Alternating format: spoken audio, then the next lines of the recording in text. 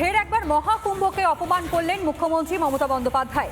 কুম্ভের মতো পরিস্থিতি গঙ্গাসাগরে চাই না, কুম্ভের মতো পরিস্থিতি না হয় তাই সেতু বানাচ্ছে।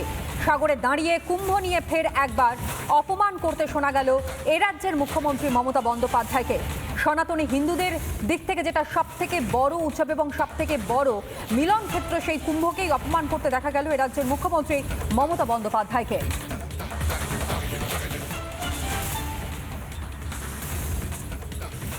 যেহেতু গঙ্গাসাগর মেলাটা একটি কি বলবো ভয়ঙ্কর জল পেরিয়ে আসতে হয়।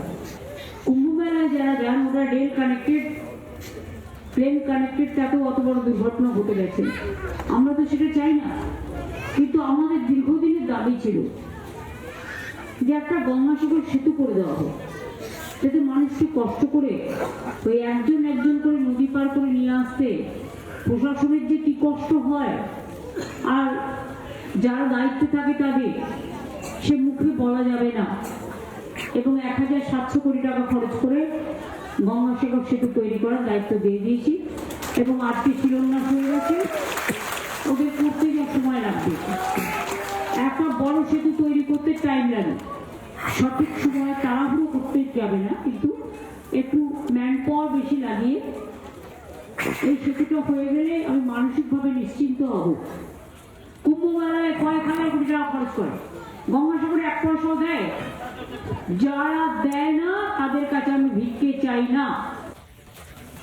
হিন্দু সন্ন্যাসী হিরণময় মহারাজ তিনি আমাদের সঙ্গে রয়েছেন। মমতা বন্দ্যোপাধ্যায়ের মন্তব্যকে আপনারা কিভাবে দেখছেন? দেখুন, উনি আমাদের মহাকুম্ভকে, প্রয়াগরাজকে যখন মৃত কুম্ভ বলেন, আর উনি গঙ্গাসাগরের সঙ্গে তুলনা করলেন, কোনো তীর্থের সঙ্গে কোনো তীর্থের তুলনা হয় না। আর উনি তীর্থের এমন কেউ নন যে তীর্থকে দেখভাল করবেন বা তীর্থকে ওনার দেখতে হবে। উনি কি দেখবেন তীর্থকে, এটা সবচাইতে বড় কথা। যিনি তীর্থকে মানে সনাতনীদের সমস্ত কিছুকে নিয়েই যিনি অনাদর করেন, হিন্দু ধর্ম, গান্দা ধর্ম, নকল ধর্ম, তিনি আমাদের গঙ্গাসাগরও তো আমাদেরই। উনি ওখানে বলবার তো ওনার কোনো রকম যোগ্যতাই ওনার নাই, সর্বপ্রথম এটা কথা। আর তার মধ্যে উনি যেভাবে কুম্ভের সঙ্গে এই গঙ্গাসাগরের তুলনা করলেন, এরকম হতে দেব না, তার মানে মৃত কুম্ভ হতে দেব না, এখানে কেউ মরবে না, এখানে আমার ব্যাপারটা থাকবে, আমি কারুর কাছে ভিক্ষা চাইবো না। শুনলাম তো আমি বিষয়টা এতটাই নিন্দনীয়।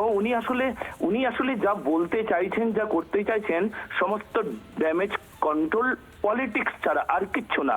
এখন আমাদেরকে বোঝাতে চাইছেন আমরা পশ্চিমবঙ্গে এমন একটা দায়িত্বে আছি, এমন কিছু কাজ করি, দেখুন আমরা তীর্থকে এইভাবে সাজিয়েছি, কোনো রকম সমস্যা হয়নি ইত্যাদি। উনি যা বলছেন সমস্ত কিছু কেবল মাত্রই লোক দেখানো, আর আমরা মনে মনে হাসছি, আর কিচ্ছু না। এটা হলো সবচাইতে বড় কথা। নানা ধরনের কন্টেন্ট দেখার জন্য লাইক করুন, শেয়ার করুন আমাদের ফেসবুক পেজ, সাবস্ক্রাইব করুন আমাদের ইউটিউব চ্যানেল। পাশাপাশি অন্যান্য ব্রেকিং নিউজের জন্য অবশ্যই চোখ রাখুন রিপাবলিক বাংলায়।